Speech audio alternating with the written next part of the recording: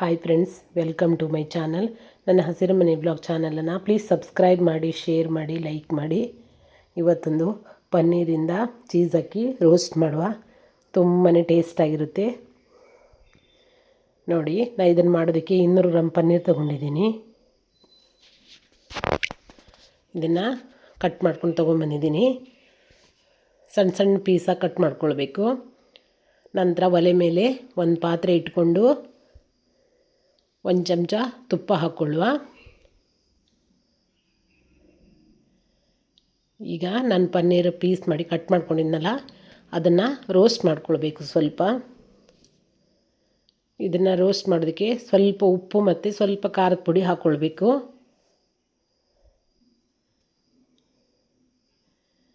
ನೋಡಿ, ಎರಡು ಕಡೆ ಸ್ವಲ್ಪ ರೋಸ್ಟ್ ಆಗಬೇಕಿದು.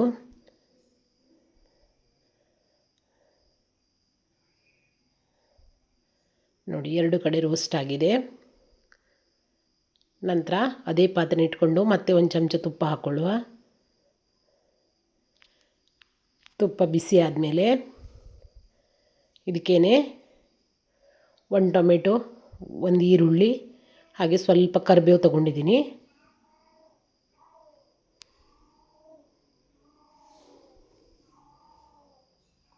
ನೋಡಿ, ಚೆನ್ನಾಗಿ ಫ್ರೈ ಆಗಬೇಕಿದು. ಇದು ಫ್ರೈ ಆದಮೇಲೆ ಇದಕ್ಕೆ 1/2 ಚಮಚ ಆಗುವಷ್ಟು ಶುಂಠಿ ಬೆಳ್ಳುಳ್ಳಿ ಪೇಸ್ಟ್ ಹಾಕ್ಕೊಳ್ಬೇಕು.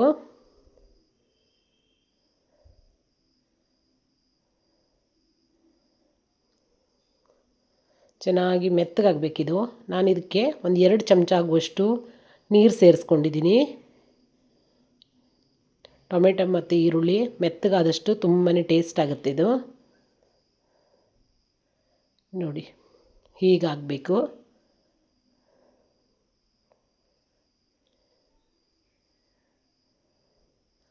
ಚೆನ್ನಾಗಿ ಮೆತ್ತಗಾದಮೇಲೆ ಇದಕ್ಕೇನೆ ಸ್ವಲ್ಪ 1 ಚಿಟಿಕೆ ಆಗುವಷ್ಟು ಅರಿಶಿನ ಪುಡಿ, 1/2 ಚಮಚ ಆಗುವಷ್ಟು ಖಾರದ ಪುಡಿ, 1/2 ಚಮಚ ಗರಂ ಮಸಾಲ ಪುಡಿ,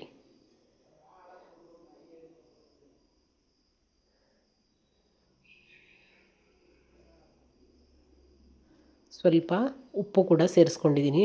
ಜಾಸ್ತಿ ಉಪ್ಪು ಹಾಕ್ಕೊಳ್ಳೋದು ಬೇಡ, ಯಾಕೆಂದರೆ ಪನ್ನೀರ್ ನಾನು ಡ್ರೈ ಮಾಡ್ಕೊಳ್ಳೋವಾಗ ಸ್ವಲ್ಪ ಉಪ್ಪು ಸೇರಿಸ್ಕೊಂಡಿದ್ದೀನಲ್ಲ, ಅದಕ್ಕೋಸ್ಕರ ಸ್ವಲ್ಪ ಉಪ್ಪು ಹಾಕ್ಕೊಂಡ್ರೆ ಸಾಕು.